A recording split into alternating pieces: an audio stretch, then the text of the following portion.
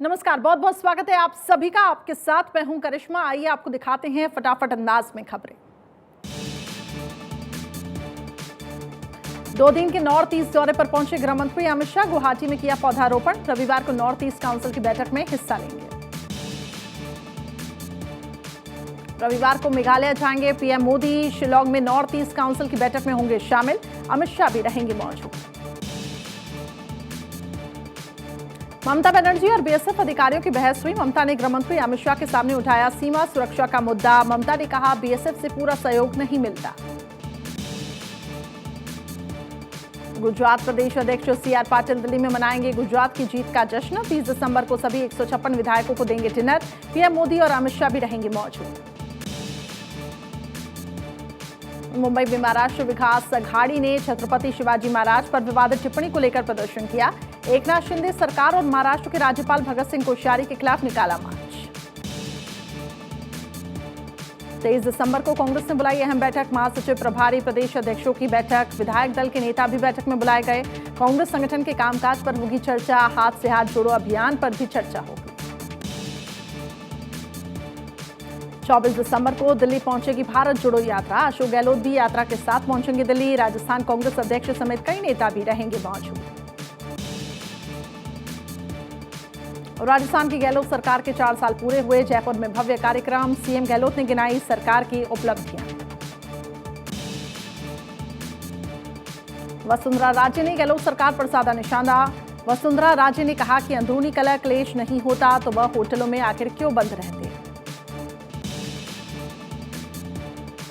अलवर में राजस्थान की गहलोत सरकार के खिलाफ बीजेपी का प्रदर्शन जारी। कहा राज्य सरकार की गलत नीतियों का करते रहेंगे विरोध। जेल जाने को भी हैं तैयार। छत्तीसगढ़ सरकार के 4 साल आज पूरे। प्रदेश भर में छत्तीसगढ़ गौरव दिवस के रूप में मना रही है भूपेश सरकार। भूपेश बघेल ने कहा छत्तीसगढ़ का बच्चा हूं। हम जब अंग्रेजों से नहीं डरे तो आईटी और ईडी से कैसे डरेंगे। सीएम योगी पीएससी के स्थापना दिवस कार्यक्रम में हुए शामिल। सीएम ने प्रदर्शनी का उद्घाटन कर बांटे मेडल। कार्यक्रम में पीएससी के तमाम अधिकारी और कर्मचारी रहे मौजूद। सीएम योगी ने कहा पीएससी न केवल यूपी बल्कि अन्य राज्यों में आंतरिक सुरक्षा की विभिन्न चुनौतियों का सामना करने के लिए जानी जाती है। पीएससी को जब भी मौका मिला उसने अपना सर्वोत्तम प्रयास किया। सैफई में अपनी मां के साथ अखिलेश यादव से मिलने पहुंचा था 6 साल का खजांची। भगवा रंग की जैकेट देख अखिलेश ने ट्वीट किया, लिखा दिल हमारा तो मोहब्बत से गुलजार है। हमको तो हर रंग में दिखता है प्यार ही प्यार। पाकिस्तानी विदेश मंत्री बिलावल भुट्टो के खिलाफ देश भर में बीजेपी का प्रोटेस्ट जारी। अलग अलग राज्यों में बीजेपी का प्रोटेस्ट जारी। पटना में बिलावल भुट्टो के बयान के विरोध में प्रदर्शन हुआ। बीजेपी नेताओं ने निकाला मार्च। बिलावल का फूंका पुतला। तमिलनाडु की राजधानी चेन्नई में बिलावल भुट्टो का विरोध जारी। बीजेपी कार्यकर्ताओं ने प्रदर्शन किया। पाकिस्तान मुर्दाबाद के नारे लगाए। जम्मू में बीजेपी का जोरदार प्रदर्शन जारी। बिलावल भुट्टो के खिलाफ बीजेपी युवा मोर्चा ने प्रदर्शन किया। बिलावल भुट्टो के खिलाफ भोपाल में हुआ प्रदर्शन। बीजेपी ने प्रदर्शन कर बिलावल का फूंका पुतला। बिलावल भुट्टो के प्रधानमंत्री मोदी पर दिए गए आपत्तिजनक बयान के खिलाफ मुंबई में प्रदर्शन। बीजेपी कार्यकर्ताओं ने पाकिस्तान का झंडा जलाकर प्रदर्शन किया। भुट्टो की तस्वीर पर जूते चप्पल भी बरसाए। पाकिस्तान की मंत्री शाजिया मरी ने भारत को दी एटम बम की धमकी। एक प्रेस कॉन्फ्रेंस के दौरान कहा हमारा न्यूक्लियर स्टेटस खामोश बैठने के लिए नहीं है। पाकिस्तानी विदेश राज्य मंत्री हीना रब्बानी खार का भारत के खिलाफ ट्वीट। भारत ने यूएनएससी की अध्यक्षता का इस्तेमाल किया। आतंकवाद का ढोल पीटने के लिए इस्तेमाल किया। कहा पाक में आतंकवाद के पीछे भारत का हाथ है। तवांग पर राजनाथ सिंह का बयान आया सामने। तवांग में सेना ने शौर्य दिखाया। गलवान से तवांग तक सेना ने दिखाया दमखम। राहुल के बयान पर बीजेपी का पलटवार। राहुल गांधी को बताया जयचंद। राहुल गांधी सेना का मनोबल तोड़ रहे हैं। ये 1962 वाला भारत नहीं। झूठ से राजनीति लंबी नहीं चलती। गिरिराज सिंह ने राहुल गांधी पर साधा निशाना। कहा राहुल बिलावल एक टीम की तरह खेल रहे हैं। दोनों के भारत विरोधी बयान। राहुल बिलावल चीनी स्कूल में प्रशिक्षित है। राहुल गांधी के बयान को सीएम योगी आदित्यनाथ ने बताया अमर्यादित और निंदनीय। कहा राहुल को सेना से माफी मांगनी चाहिए। हरियाणा के मंत्री अनिल विज का राहुल पर निशाना। कहा ये अपने आप को तथाकथित नेता कहते हैं, वो चीन और पाकिस्तान की भाषा बोलते हैं, अपनी सेनाओं पर भरोसा नहीं करते हैं। कटनी में मध्य प्रदेश के बीजेपी अध्यक्ष ने राहुल के बयान पर जताई नाराजगी। कहा राहुल चीन से चंदा लेते हैं, हमेशा चीन के समर्थन में खड़े रहते हैं। कांग्रेस अध्यक्ष मल्लिकार्जुन खड़गे का ट्वीट आया सामने। प्रधानमंत्री जी, चीन पर जब चर्चा कब होगी? चीन डोकलाम के पास निर्माण कर रहा है। चीन के निर्माण से सिलीगुड़ी कॉरिडोर को खतरा है। जम्मू कश्मीर के एलजी मनोज सिन्हा का बड़ा बयान। कहा कश्मीर के पंडितों को मिलेगा न्याय, पुराने मामलों की भी जांच कर दोषियों को सजा सुनाई जाएगी। जनता दरबार में रोते हुए फरियादी के सामने ही हरियाणा के मंत्री अनिल विज ने फोन पर एसपी को फटकार लगाई। कहा रात तक आरोपी को गिरफ्तार करो, नहीं तो मैं गाड़ी लेकर कैथल आ रहा हूं।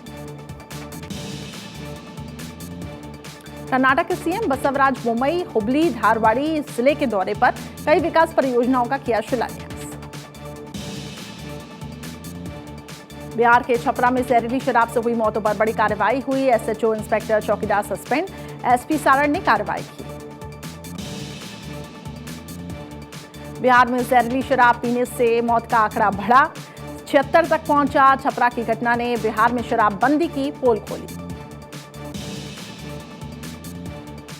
बिहार के रोहतास जिले के शिवपुर गांव में खुलेआम लगी शराब की मंडी। महिलाएं भी शराब बेचती हुई दिखाई दी। वीडियो वायरल होने के बाद पुलिस ने जांच की बात कही। बिहार के बेतिया में जहरीली शराब कांड के विरोध में बड़ा प्रदर्शन हुआ। प्रदेश अध्यक्ष संजय जायसवाल के नेतृत्व में निकाला गया मार्च। सीएम नीतीश का पुतला भी जलाया गया। चिराग पासवान ने यह भी कहा कि सरकार शराब से मौत का आंकड़ा छिपा रही है। 300 से ज्यादा लोगों की मौत हुई। भ्रष्टाचारियों को सरकार का मौन समर्थन। बीजेपी सांसद राम कृपाल यादव का नीतीश सरकार पर बड़ा आरोप। शराब कारोबारियों को सरकार का संरक्षण प्राप्त है। जितने भी थाना हैं, डीएसपी हैं, एसपी हैं, सभी का महीना फिक्स है। छपरा में पीड़ित परिवार से मिलने पहुंचे बीजेपी नेता सुशील मोदी। कहा हम भी शराबबंदी के पक्ष में हैं, लेकिन नरसंहार नहीं होना चाहिए। मुख्यमंत्री मामले में मुंह छिपा रहे हैं। सुशांत किशोर का सीएम नीतीश कुमार पर बड़ा हमला। कहा नीतीश प्रधानमंत्री तो क्या सीएम रहने के भी लायक नहीं। तेजस्वी को सौंप देनी चाहिए अब सत्ता की चाबी। जन स्वराज पार्टी के कार्यक्रम में प्रशांत किशोर ने नीतीश को बताया अहंकारी। कहा अफसोस है कि 2014 से 15 में नीतीश की मदद की।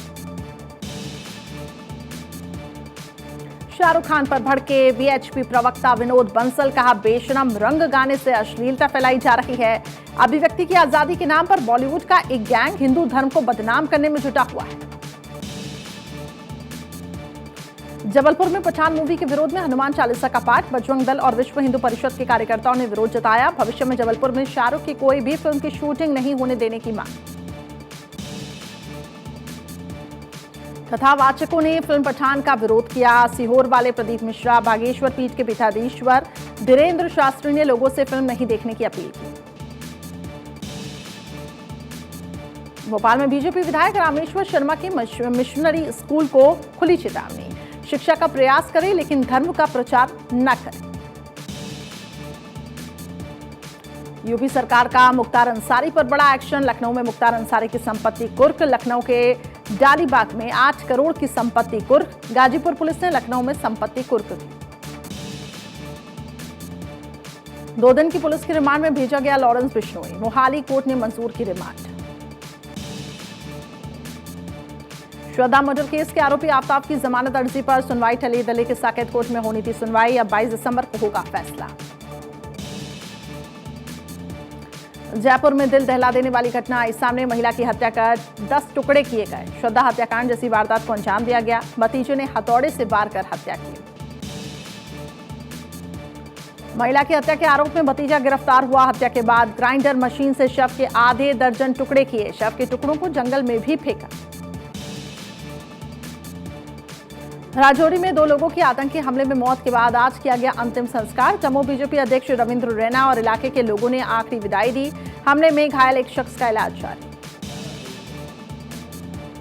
बिल्किस बानो को सुप्रीम कोर्ट से बड़ा झटका लगा। बिल्किस बानो की पुनर्विचार याचिका सुप्रीम कोर्ट ने खारिज की। याचिका में सुप्रीम कोर्ट के फैसले पर पुनर्विचार की मांग की गई थी।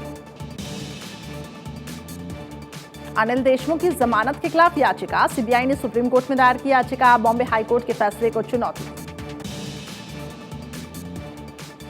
आंध्र प्रदेश के माचरला तनाव के बाद इलाके में धारा 144 लागू। 10 लोगों को हिरासत में लिया गया।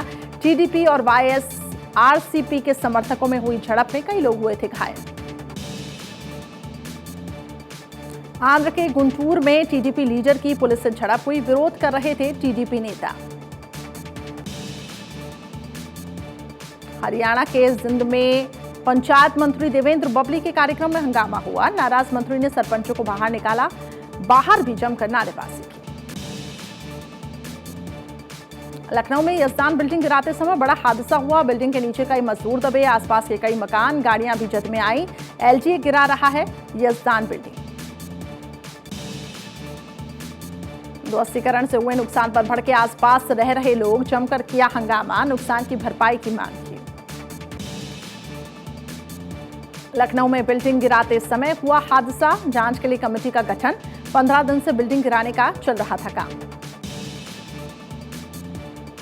यजदान बिल्डर की अवैध बिल्डिंग के ध्वस्तीकरण के दौरान खुद मौके पर पहुंचे एलजी उपाध्यक्ष इंद्रमणि त्रिपाठी। आसपास के लोगों को हुए नुकसान की भरपाई का आश्वासन दिया। लखनऊ में 2022 से 23 प्रयागराज मार्ग मेले की तैयारियों पर हुई समीक्षा बैठक। नगर विकास ऊर्जा मंत्री ए के शर्मा ने वर्चुअल समीक्षा की।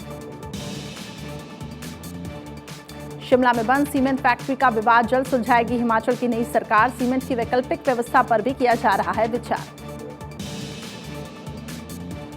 हरियाणा के अंबाला में हैफेड गोदाम में लाखों का घोटाला सामने आया। गेहूं और चावल की 580 बोरियां गायब हुई। हैफेड की तरफ से पुलिस में दर्ज की गई शिकायत। वित्त मंत्री निर्मला सीतारमण की अध्यक्षता में होगी जीएसटी काउंसिल की बैठक। पान मसाला, गुटखा बिजनेस सहित कई मुद्दों पर होगी चर्चा। नए साल में बैंक लॉकर नियम समेत होंगे 6 बड़े बदलाव। हैदराबाद में भारतीय वायुसेना एकेडमी में वायुसेना की संयुक्त स्नातक परेड। दुश्मनों को परास्त करने के लिए तैयार की गई है युवा ब्रिगेड। दिल्ली के सांसद मनोज तिवारी के घर आई नन्ही परी पत्नी सुरभि और नवजात बेटी को लेकर घर पहुंचे। मां बेटी का स्वागत भव्य तरीके से। भारत 24 की खबर का असर हुआ। लखनऊ में 109 साल पुराने पुल की जांच अब शुरू हुई। भारत 24 ने पुल में दरार की खबर को प्रमुखता के साथ दिखाया था। मेरठ में रोटी बनाते समय रोटी पर थूकने का वीडियो तेजी से वायरल। मवाना मेन रोड के रॉयल रेस्टोरेंट का मामला। पुलिस ने रेस्टोरेंट मालिक और कर्मचारी पर केस दर्ज किया। कानपुर में दबंगों ने घर में घुसकर युवती से छेड़छाड़ की। घर में लगे सीसीटीवी में कैद हुई पूरी वारदात। शिकायत के बावजूद पुलिस ने अब तक नहीं की कोई कार्रवाई। दिल्ली में पुलिस ने फर्जी जज को गिरफ्तार किया। रिट पिटीशन का बहाना बनाकर थाने पहुंचा था नरेंद्र कुमार अग्रवाल नाम का यह शख्स। पिटीशन निपटने के लिए 5 लाख मांगने पर दारोगा का हुआ शक। झारखंड एटीएस को मिली बड़ी सफलता। रांची के मोहरावती गैंगवार के मुख्य आरोपी लवकुश शर्मा को बिहार के अरवल से गिरफ्तार किया। बिहार के मुंगेर में थाने में 500 मीटर की दूरी पर अपराधियों ने स्कूल के प्रिंसिपल को अगवा किया। 20 लाख की फिरौती की मांग के साथ छोड़ा दहशत में परिवार। हरियाणा के रेवाड़ी में पेट्रोल पंप पर फायरिंग और लूट के 3 आरोपी पुलिस के हत्थे चढ़े। एक आरोपी अब भी फरार। कुछ ही देर में 4 पेट्रोल पंप पर वारदात को अंजाम दिया था। लखनऊ पुलिस की कस्टडी से फरार 25,000 के इनामी बदमाश विवेक मौर्य को गिरफ्तार किया गया। विवेक पर कई संगीन धाराओं के तहत 22 मुकदमे दर्ज। मध्य प्रदेश के देवास में सीएमओ के कमरे में एक शख्स की पिटाई की गई। सीएमओ के सामने ही कर्मचारियों को पीटा गया। शख्स पर रिपोर्ट बनाने के नाम पर पैसा वसूलने का भी आरोप लगा।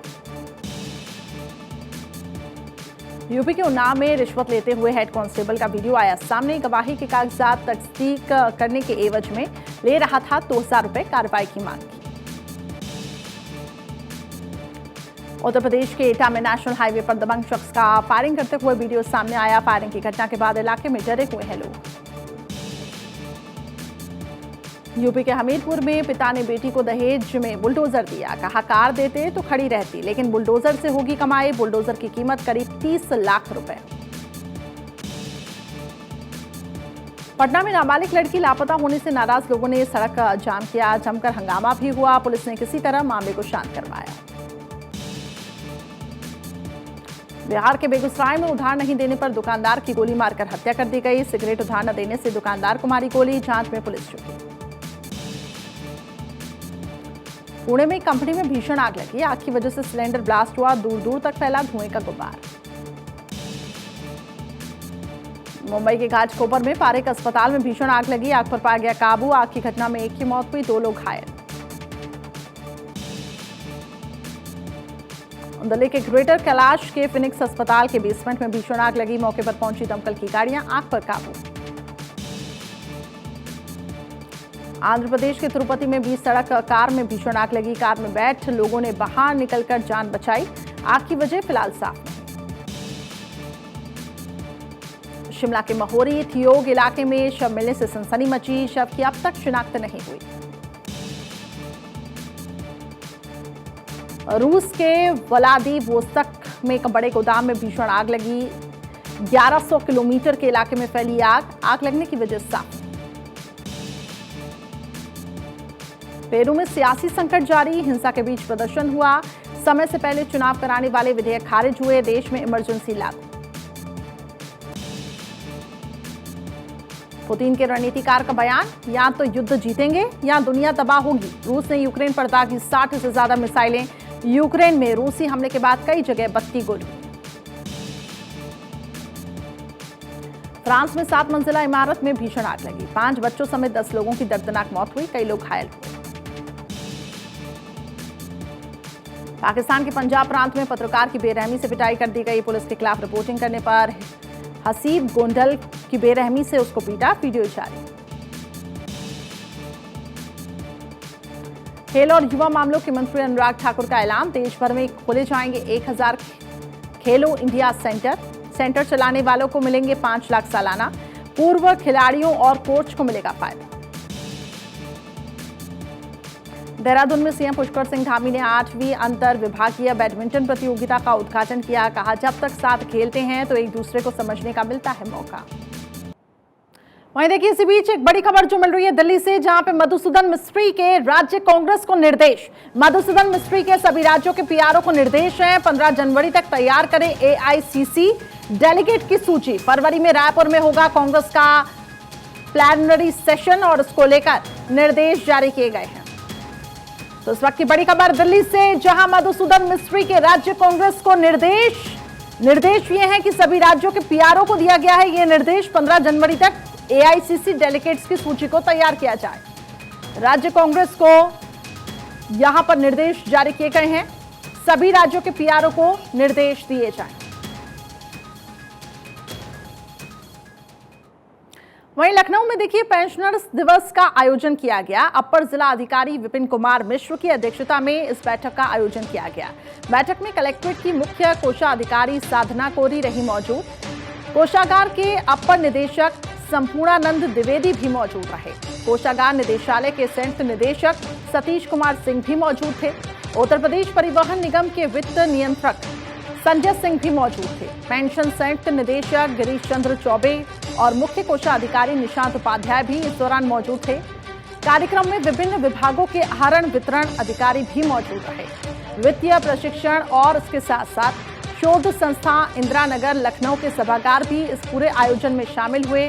कार्यक्रम में लखनऊ के लगभग 22 पेंशनर्स एसोसिएशन के प्रतिनिधि और सदस्यों ने हिस्सा लिया।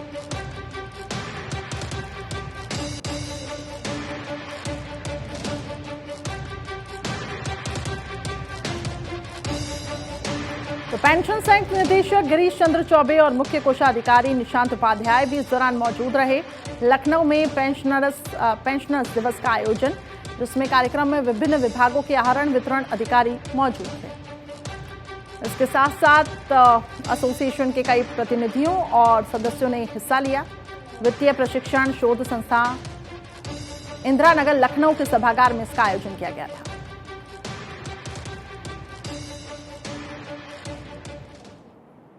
वहीं देखिए, बिहार और झारखंड के 3 युवा राजेश रंजन, मनीष अग्रवाल और अविनाश कुमार ने किसानों की समस्या को देखते हुए एक ऐसी मोबाइल ऐप बनाई जो कृषिफाई के नाम से जानी जाती है। कृषिफाई ऐप पर किसान मौसम की जानकारी, बीज बोने से लेकर बीज खरीदने तक की जानकारी ले सकते हैं। साथ ही किसी प्रकार की खेती करनी हो तो उसकी भी जानकारी ले सकते हैं। इसके साथ साथ मंडी में अपने पैदावार का मूल्य भी जान सकते हैं। जिन किसानों को टाइपिंग में दिक्कत आती है, जो पढ़ नहीं पा सकते हैं, उन किसानों के लिए कृषिफाई की टीम गुरुग्राम स्थित कृषिफाई के ऑफिस में 2 दिनों से ज्यादा वक्त से non stop 8 software engineer chatbot process launch करने के लिए काम कर रही है। कोई भी किसान कृषिफाई मोबाइल ऐप पर जाकर भूमि बोलकर अपनी वॉइस से सभी जानकारी ले सकता है। बिहार और झारखंड के 3 युवा मनीष अग्रवाल, राजेश रंजन और अविनाश कुमार ने एक ऐसी ऐप बनाई है किसानों की समस्या को देखते हुए, जिस पर किसानों की A to Z समस्या का सॉल्यूशन हो सके। इस वक्त मैं गुरुग्राम में मौजूद हूं। देख सकते हैं ये कृषिफाई का ऑफिस है, जहां पर पिछले 48 घंटे से हैकाथॉन चल रहा है कृषिफाई ऐप पर चैटबॉट प्रोसेस लॉन्च करने की। ये चैटबॉट प्रोसेस क्या होता है और कृषिफाई मोबाइल ऐप क्या है, इस पर किसानों को किस तरह से हेल्प किया जाता है, इन तमाम सवालों का जवाब जानेंगे। इस वक्त हमारे साथ कृषिफाई मोबाइल ऐप के जो को फाउंडर हैं राजेश रंजन जी जुड़ेंगे और बताएंगे कि कृषिफाई ऐप क्या है और इस पर किस तरह से ये लोग काम करते हैं, कितने दिनों से काम करते हैं और आज जो ये पिछले 48 घंटे से हैकाथॉन कर रहे हैं चैटबॉट प्रोसेस लॉन्च करने के लिए, ये क्या है। राजेश जी, सबसे पहले ये बताइए कि ये कृषिफाई ऐप क्या है और आप लोगों ने कब इसको लॉन्च किया था। कृषिफाई हम लोगों ने 2019 में स्टार्ट किया था। प्लान ये था कि फार्मर्स के लिए एक डिजिटल प्लेटफॉर्म बनाया जाए और ये फार्मर्स का एक सोशल नेटवर्क है जहाँ पे पूरे देश से अलग अलग जगह से किसान जुड़ सकते हैं और आपस में क्रॉप से रिलेटेड डिस्कशंस कर सकते हैं। प्रोग्रेसिव फार्मर्स से जिन्होंने खेती में कुछ अच्छा किया है उनसे सीख सकते हैं। नॉलेज शेयरिंग का बहुत अच्छा प्लेटफॉर्म है, ना सिर्फ खेती के अराउंड बल्कि पशुपालन या कोई भी एग्री बिजनेस के लिए भी। उसके अलावा इसमें किसान जो है अच्छी क्वालिटी की बीज, इक्विपमेंट, फार्म टूल वगैरह खरीद भी सकते हैं। मनीष अग्रवाल जी हैं, ये भी को फाउंडर हैं कृषिफाई ऐप के। इनसे जानेंगे कि ये हैकाथॉन किस लिए हो रहा है, क्या प्रोसेस कर रहे हैं आप लोग। इस हैकाथॉन में हम लोग AI चैटबॉट बना रहे हैं, जिसमें फार्मर कोई भी प्रॉब्लम अगर उस चैटबॉट में पूछता है तो उसे इंस्टेंटली 2 सेकेंड के अंदर हमारे चैटबॉट उसको रिप्लाई करेंगे। चाहे उन फार्मर की क्रॉप से रिलेटेड प्रॉब्लम हो या कोई ट्रैक्टर खरीदनी हो, किसी 2 ट्रैक्टर को कंपेयर करना हो या किसी सरकारी योजना को जानना हो या किसी सरकारी योजना कैसे अप्लाई करते हैं, तो ये कृषिफाई चैटबॉट जिसे हम लोग भूमि के नाम से लॉन्च करने वाले हैं, वो इंस्टेंटली फार्मर को रिप्लाई करेगी। कैमरामैन विकास झा के साथ केशव कुमार झा, भारत 24 दिल्ली।